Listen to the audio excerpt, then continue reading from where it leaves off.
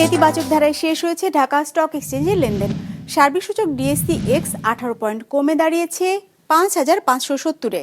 বেচা কেনাও হয়েছে 1,222 কোটি টাকার।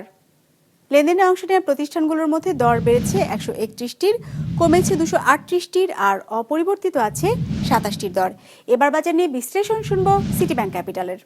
ঢাকা স্টক এক্সচেঞ্জের সার্বিক সূচক ডিএসইএক্স ইন্ডেক্স গতদিনের চেয়ে 18.97 পয়েন্ট কমে গিয়ে 5,571 অবস্থান করছে। আজ দিনের শুরুতে মার্কেট ঊর্ধ্বগতি নিয়ে লেনদেন শুরু করে। দিনের পুরো সময় জুড়ে ইনভেস্টরদের মধ্যে বাই এবং সেল করার প্রবণতা লক্ষ্য করা গেলেও দিনের শেষ ভাগে এসে ইনভেস্টরদের মধ্যে সেল করার প্রবণতা বৃদ্ধি পেতে থাকে, যার ফলস্বরূপ দিন শেষে মার্কেট 18.97 পয়েন্ট নেগেটিভ নিয়ে আজকে তার লেনদেন শেষ করে। আজ মার্কেটে লেনদেনরত কোম্পানিগুলোর মধ্যে শেয়ার মূল্য বেড়েছে 131টি, কমেছে 238টি এবং অপরিবর্তিত ছিল 27টি কোম্পানির শেয়ার মূল্য। আজ মার্কেটে টোটাল টার্নওভার ছিল 1222 কোটি টাকা।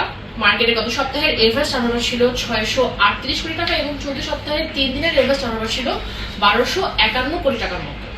আজকে সবচেয়ে বেশি লেনদেন হয়েছে স্কয়ার ফার্মারের।